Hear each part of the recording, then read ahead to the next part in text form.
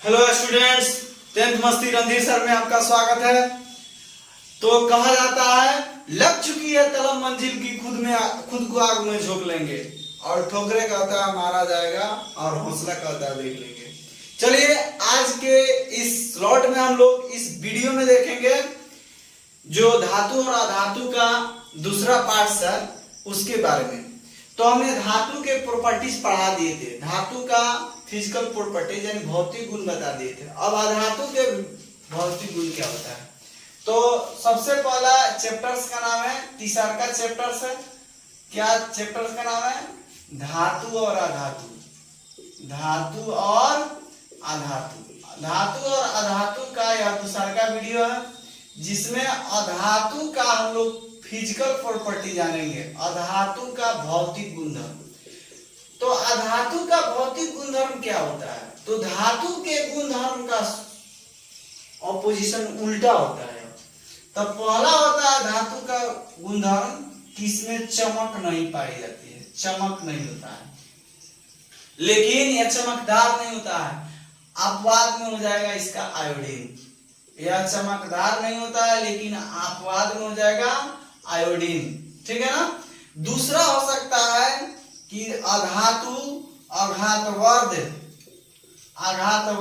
एवं तन्य, आघातवर्ध एवं तन्य नहीं होती है, आघातवर्ध एवं तन्य नहीं होती है। तीसरा हो सकता है कि अधातु विद्युत का सुचालक नहीं होता है, विद्युत का सुचालक, विद्युत का सुचालक, विद्युत का सुचालक नहीं होता है, यानी इससे करंट का आदान प्रदान नहीं हो सकता है, इलेक्ट्रॉन आगमन हो सकता है, लेकिन अपवाद में हो जाता है आपका ग्रेफाइट। ग्रेफाइट जो बताए थे आपको, जो पेंसिल में होता है। फिर अधातु में ध्वनिकता नहीं पाई जाती है, अधातु प्राय भंगुर होते हैं, अधातु प्राय क्या होते हैं? भंगुर, अधातु प्राय भंगुर होते हैं, ठीक है। उसके पश्चात अधातु का क्वथनांक और गलनांक, क्वथनांक एवं गलनांक, गलनांक निम्न होता है। क्वथनांक और गलनांक जो होता है निम्न होता है, कम होता है, ठीक है। यही प्रॉपर्टी है धातु और अधातु का। चलिए तो हम लोग जानेंगे धातु और अधातु तो पढ़ लिए, अब पढ़ेंगे उपधातु किसे कहते हैं। तो उपधातु को हम लोग इंग्लिश में मेटलॉइड कहते हैं, मेटलॉइड, मेटलॉइड। तो मेटलॉइड जो होता है, मेटलॉइड किसे कहते हैं? तो वैसे तत्व जिसमें धातु और अधातु के दोनों गुण पाए जाते हैं, माने धातु और अधातु दोनों का गुण पाया जाएगा, धातु और अधातु दोनों का जब गुण पाया जाता है तो उसे उपधातु कहा जाता है। जैसे आप सोच सकते हैं बोरॉन, बोरॉन यहाँ जो है उपधातु है, ठीक है, इसकी संख्या लगभग 7 होती है बोरॉन। तो उपधातु के एग्जांपल्स में हो जाएंगे बोरान, ओकरा बाद हो जाता है सिलिकॉन, ठीक है ना, सिलिकॉन। उसके पश्चात होता है जर्मेनियम, जर्मेनियम याद रखिएगा। उसके पश्चात होता है सेलेनियम, सेलेनियम। उसके पश्चात होता है पोलोनियम, पोलोनियम जो एक प्रकार से जहर का रूप होता है, पोलोनियम। तो boron, silicon, germanium, selenium, polonium, astatine भी होता है, ठीक है ना।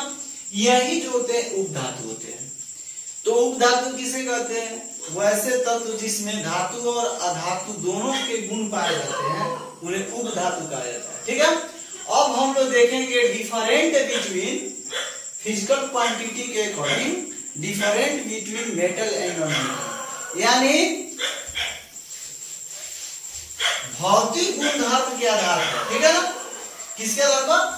भौतिक गुणधर्म के आधार पर, भौतिक गुणधर्म के आधार पर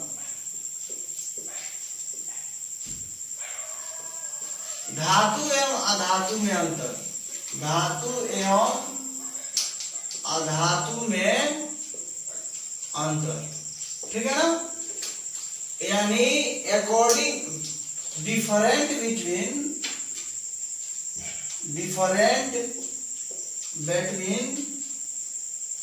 metal and non metal, metal and non metal according physical quantities,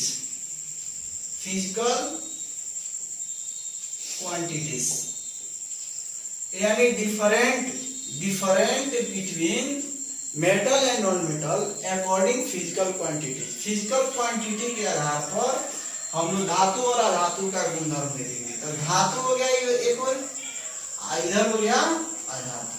सबसे पहले देखेंगे कि धातु और अधातु में पहला अंतर क्या होता है। तो धातु प्राय ठोस होते हैं, अधातु जो होते हैं भंगुर होते हैं, ठीक है ना। तो यह ठोस होता है, यह क्या होता है, भंगुर होता है, ठीक है।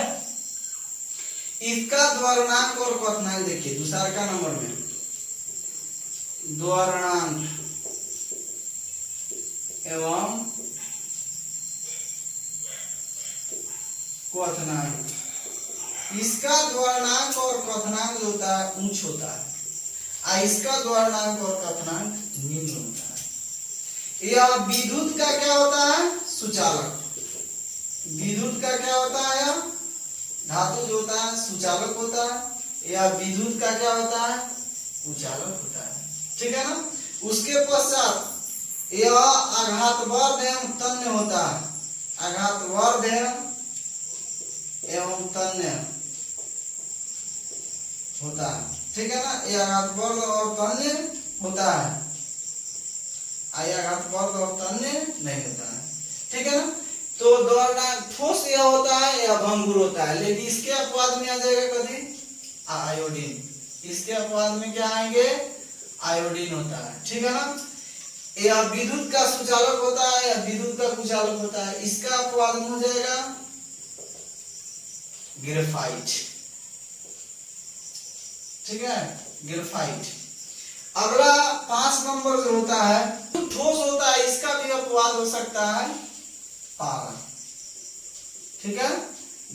या उष्मा का क्या होता है, उष्मा का, या उष्मा का सुचालक होता है, या उष्मा का क्या होता है, कुचालक होता है, ठीक है। यही धातु और अधातु के बीच डिफरेंट हो सकते हैं, अंतर हो सकते हैं। धातु का गलनांक और क्वथनांक उच्च होता है, इसका निम्न होता है। या ठोस रूप में पाए जाते हैं, या भंगुर रूप में होते हैं, या विद्युत का सुचालक होते हैं, विद्युत का कुचालक होते हैं। इसमें आघातवर्ध एवं तन्य होते हैं। धातु प्राय आघातवर्ध एवं तन्य होते हैं, आघातवर्ध एवं तन्य नहीं होते हैं। यह उष्मा का सुचालक होता है, यह उष्मा का कुचालक होता है, ठीक है ना। बस यही जो होगा इसका प्रॉपर्टीज होगा, जो आपके परीक्षा के पॉइंट ऑफ व्यू से क्वेश्चन पूछता है। अगला हम लोग देखेंगे यहाँ रासायनिक गुणधर्म के आधार पर, रासायनिक गुणधर्म के आधार पर धातु एवं अधातु में अंतर। तो डिफरेंस लिख दीजिए, डिफरेंस बिटवीन, डिफरेंट नहीं होगा, डिफरेंट माने भेदभाव भी हो सकता है। Difference between metal and non metal according chemical quantities. Chemical quantities के आधार पर हम लोग देखेंगे धातु और अधातु का अंतर, ठीक है। क्योंकि अगर पूछता है धातु का गुण तो ये पूरा वाला लिख दीजिए पूरी का। धातु प्राय ठोस होते हैं, धातु के द्वरणांक एवं क्वथनांक उच्च होते हैं, धातु विद्युत के सुचालक होते हैं, धातु प्राय आघातवर्ध एवं तन्य होते हैं, या उष्मा के सुचालक होते हैं।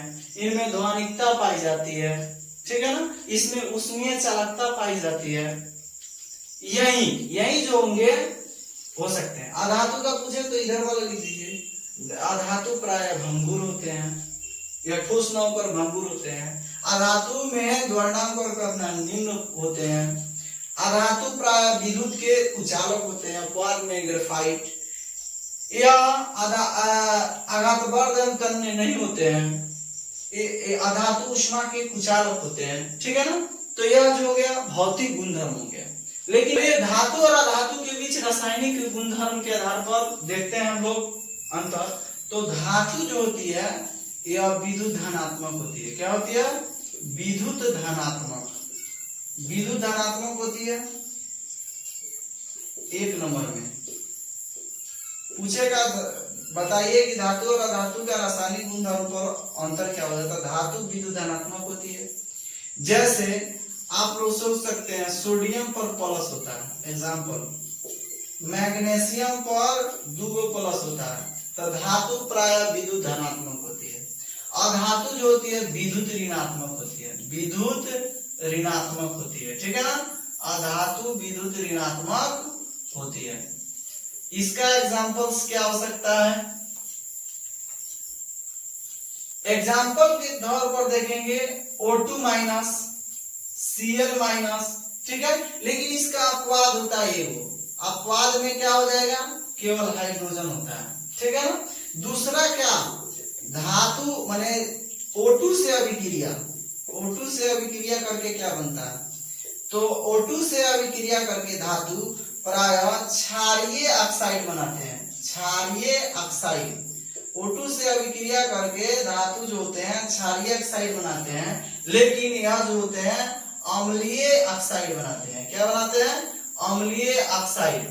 O2 से अभिक्रिया करके धातु प्राय क्षारीय ऑक्साइड बनाते हैं, यह जो होते हैं अम्लीय ऑक्साइड बनाते हैं। एग्जाम्पल के तौर पर हो जाएगा Mg प्लस O2, MgO मिलेगा, ठीक है ना। Mg प्लस O2, MgO मिल गया। उसके पश्चात हो सकता है Ca plus O2, Ca plus O2, CaO मिलकर बन गया, ठीक है।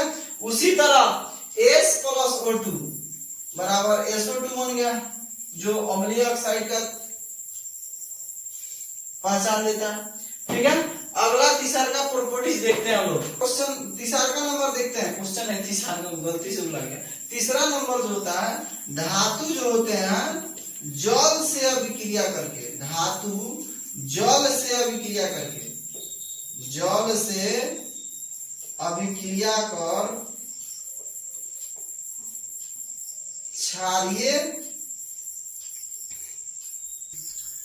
धातु जो होते हैं जल में घुलकर, अभिक्रिया करके नहीं, जल में घुलकर क्षार बनाते हैं। जल में घुलकर क्षार बनाते हैं। जैसे आपको बता दें Na2O प्लस H2O मिलकर बनता है NaOH बनता है, ठीक है ना। तो NaOH जो होता है क्षार होता है। सोडियम हाइड्रोक्साइड जो होता है क्षार होता है, जिसमें OH बताया वो क्षार होता है। तो उसी तरह इधर भी देखेंगे, अधातु जो होते हैं जल में घुलकर, कहते हैं घुलकर, जल में घुलकर अम्ल बनाते हैं। अम्ल बनाते हैं, ठीक है ना। जल में घुलकर क्या बनाते हैं? अम्ल बनाते हैं। जैसे एग्जाम्पल थ्रू के रूप में देखते हैं SO2 प्लस H2O मिलकर बनता है H2SO4। SO2 प्लस H2O मिलकर बनता है H2SO4, जो एक प्रकार से अम्ल होता है। चौथा नंबर के रूप में यहां देख सकते हैं, चौथा नंबर हम बताते हैं धातु जो होते हैं जल से अभिक्रिया करके, जल से अभिक्रिया करके, यहाँ जगह नहीं है इसलिए यहाँ दिख रहा है। धातु जो होते हैं जल से अभिक्रिया करके H2 गैस रिलीज करता है, हाइड्रोजन गैस बनाता है, H2 गैस बनाता है। बल्कि अगर अधातु की बात करें तो यह जल से अभिक्रिया नहीं करता है। लिखेंगे जल से अभिक्रिया नहीं करता है, ठीक है ना। इससे क्वेश्चन आवश्यक रूप से पूछे जाते हैं। धातु में वह रासायनिक गुणधर्म हो या भौतिक गुणधर्म हो, इससे क्वेश्चन डिले करता है बिहार बोर्ड में। तो सबसे पहले देखिए, पहला धातु और अधातु का पहला प्रॉपर्टी देखेंगे केमिकल के आधार पर, रासायनिक गुणधर्म के आधार पर। धातु और अधातु में, धातु प्राय विद्युत धनात्मक होते हैं, यानी सोडियम पर प्लस, मैग्नीशियम पर प्लस। अधातु विद्युत ऋणात्मक होती है, याद रखिएगा। दूसरा का O2 से अभिक्रिया करके क्षारीय ऑक्साइड बनाता है, ये अम्लीय ऑक्साइड बनाता है। जल में घुलकर यह क्षार बनाता है, जल में घुलकर यह अम्ल बनता है। देखिए 2 और 3 जो है सेम टू सेम मिल रहा है, यह क्षार तो क्षार, अम्ल तो अम्ल, लेकिन यहाँ O2 से क्रिया क्या है, जल में घुल कर किया। चौथा होता है जल से क्रिया करके धातु H2 गैस निर्माण करता है, और अधातु जो होते हैं जल से क्रिया नहीं करते हैं। यही इसके अंतर हो गए। और भी हो सकता है, देख सकते हैं 5 नंबर में, ठीक है। अगर पूछता है धातु के रासायनिक गुणधर्म लिखिए, तो इधर वाला का पूरा लिख दीजिएगा। धातु विद्युत धनात्मक होती है, धातु O2 से क्रिया करके क्षारीय ऑक्साइड बनाता है, धातु जल में घुलकर क्षार बनाता है, धातु जल से क्रिया करके H2 गैस बनाता है। यहाँ भी हो सकता है धातु अम्ल से अभिक्रिया करके, अम्ल से अभिक्रिया करके H2 गैस निर्माण करता है। कौन गैस? H2 गैस का निर्माण करता है, ठीक है ना। आया जो है इसका विपरीत होता है। अधातु जो होता है अम्ल से अभिक्रिया नहीं करता है, अधातु जो होते हैं अम्ल से अभिक्रिया नहीं करता है। तो धातु का रासायनिक गुणधर्म पूछेगा तो इधर वाला पूरा लिख लीजिएगा, एक जिस तरह तीर से हम बनाए थे। अधातु का पूछेगा तो इधर वाला लिख लीजिएगा, ठीक है। यही इसका धातु और अधातु को रासायनिक गुणधर्म पर अंतर होंगे। चलिए अब हम लोग धातुओं की सक्रियता श्रेणी पढ़ेंगे, रिएक्टिविटी सीरीज। क्या पढ़ेंगे? रिएक्टिविटी सीरीज क्या होता है इसके बारे में हम लोग जानेंगे। सक्रियता श्रेणी, तो याद रखिएगा विस्थापन अभिक्रिया के फलस्वरूप धातु को क्षैतिज और उदग्र स्तंभ में सजा देना सक्रियता श्रेणी कहलाता है, ठीक है ना। सबसे पहले सक्रियता श्रेणी हम लोग जानेंगे। सक्रियता श्रेणी क्या होता है, इसका लाजवाब हम ट्रिक देने वाले हैं। इसका इंग्लिश होता है रिएक्टिविटी सीरीज। इसे किसे कहते हैं? रिएक्टिविटी सीरीज क्या होता है? तो सक्रियता श्रेणी यहाँ क्षैतिज स्तंभ ना होगा बल्कि उदग्र होगा। देखिए किसे कहते हैं सक्रियता श्रेणी, तो विस्थापन अभिक्रिया के आधार पर, याद रखिएगा विस्थापन अभिक्रिया के आधार पर अभिक्रियाशीलता के क्रम में घटते हुए क्रम में उदग्र स्तंभ में सजाया गया श्रेणी सक्रियता श्रेणी कहलाता है। विस्थापन अभिक्रिया के आधार पर, फिर से विस्थापन अभिक्रिया के आधार पर अभिक्रियाशीलता के घटते हुए क्रम पर सजाई गई उदग्र सीरीज सक्रियता श्रेणी कहलाता है। चलिए तो सक्रियता श्रेणी जाने।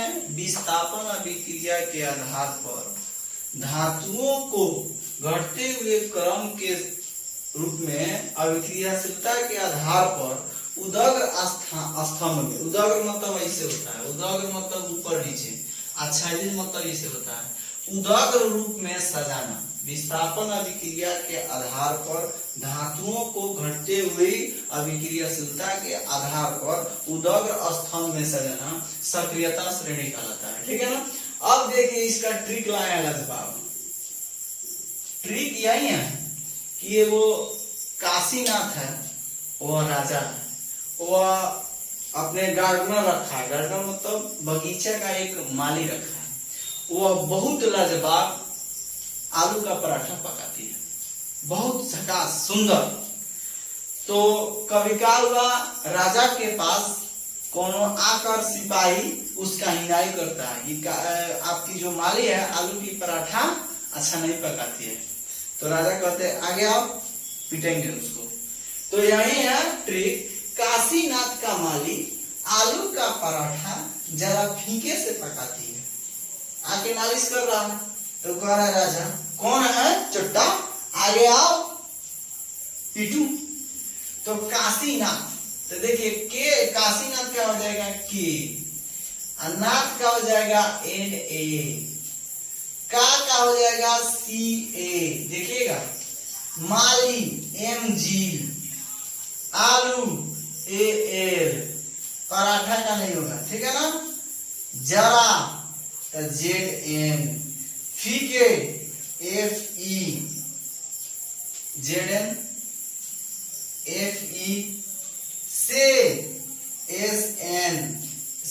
से क्या हो जाएगा SN, पकाती तो Pb, है तो H, ठीक है। कौन Cu, है तो Hg, आगे Ag, Hg आओ तो Au, पीछे तो Pt, ठीक है। तो यही सक्रियता श्रेणी, यानी कहने का मतलब क्या होगा, K का मतलब हो गया पोटेशियम, K का मतलब पोटेशियम, Na का मतलब सोडियम, Ca का मतलब कैल्शियम, Mg का मतलब मैग्नीशियम, सब में देखिएगा यम आ रहा है। Al से एल्यूमिनियम, ठीक है। Zn से हो जाएगा जिंक, Fe से हो जाएगा लोहा, Sn से हो जाएगा टीन, Pb से हो जाएगा प्लम्बम, Pb से हो जाएगा लेड, H से हाइड्रोजन, तो इसको घेर दिए, इसका मतलब यह अधातु है, ठीक है ना, हाइड्रोजन। Cu से कॉपर, ठीक है। Hg से हो जाएगा हाइड्रोजाइड, Ag से हो जाएगा चांदी, Hg से मतलब होता है पारा, Au से हो जाएगा सोना, अब Pt से हो जाएगा प्लैटिनम। अब सक्रियता श्रेणी देखेंगे तो ऊपर जो होगा ना, यानी पोटेशियम, यह सबसे जल्दी अभिक्रियाशील धातु है, सबसे ज्यादा अभिक्रिया करता है, और प्लैटिनम जो है वह सबसे कम अभिक्रिया होता है, यानी ऊपर से नीचे की ओर आने पर, ठीक है ना, सबसे ज्यादा ऊपर से नीचे आने पर अभिक्रियाशीलता घटती है, लिख देना है। अभिक्रियाशीलता जो होगी यह क्या होगी, घटती है। अभिक्रियाशीलता क्या होती है, घटती है। और नीचे से ऊपर जाएंगे तो बढ़ती है, ऊपर से नीचे आएंगे तो घटती है, और नीचे से ऊपर जाएंगे तो बढ़ती है। यहाँ भी कोजेशन होता है। यह जो तीन गो धातु है ना, यह सबसे ज्यादा अम्ल से अभिक्रिया करता है, अम्ल से जल्दी अभिक्रिया करता है, अम्ल से तीव्र अभिक्रिया करता है। ये जो है तीन गो मैंने यहां तक में होगा, यह मंद अभिक्रिया करता है, अभिक्रिया तो करता है अम्ल से, लेकिन मंद अभिक्रिया करता है।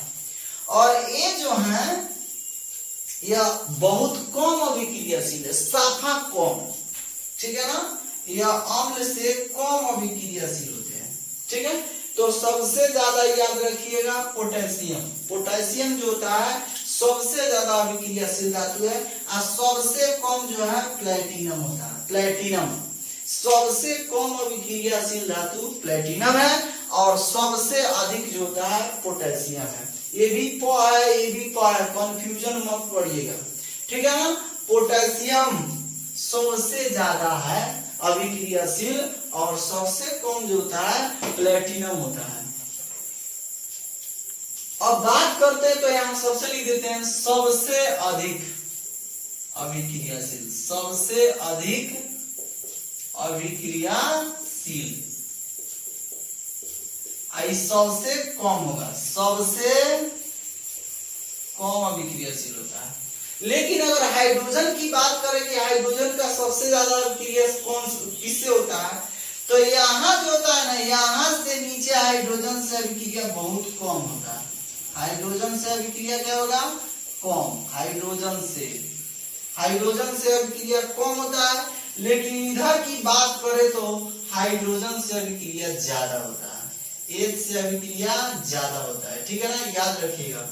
यानी हाइड्रोजन यहाँ बीच में धातु है, इधर से ऊपर बढ़ेंगे तो हाइड्रोजन से अभिक्रिया ज्यादा करेगा, इधर नीचे आएंगे तो हाइड्रोजन से कम अभिक्रिया करेगा, ठीक है ना। सबसे अधिक अभिक्रियाशील धातु पोटेशियम, सबसे कम जो होगा इस रूप में आ जाएगा प्लैटिनम होता है, ठीक है ना। इसमें से 3-4 तत्वों का नाम दे देता है, उसमें होता है सक्रियता श्रेणी सूत्र सजाना है। तो ये ट्रिक याद रखिए। काशीनाथ का माली आलू का पराठा जरा फीके से पकाती है, कौन है आगे आओ पीटूंगा, कौन है आगे आओ पीटे। काशीनाथ की माली आलू का पराठा जरा फीके से पकाती है, कौन है आगे आओ पीटे। ठीक है। सक्रियता श्रेणी किसे कहते हैं, तो विस्थापन अभिक्रिया के आधार पर धातुओं को घटते हुए क्रम के आधार पर अभिक्रियाशीलता के मद्देनजर उदर स्तंभ में सजाना ही क्या कहलाता है, सक्रियता श्रेणी कहलाता है। ठीक है। मिलते हैं नेक्स्ट वीडियो में, तब तक के लिए आप लोग अगर मेरे नए स्टूडेंट्स हैं मेरे चैनल पर, तो मेरे चैनल को सब्सक्राइब कीजिए, लाइक कीजिए और कमेंट सेक्शन में भर डालिए। अगर मेरी पढ़ाई अच्छी लगती हो तो अपने मित्र को भी फॉलो कीजिए, मित्र को भी सजेशन कीजिए। मिलते हैं नेक्स्ट वीडियो में, तब तक के लिए थैंक्स।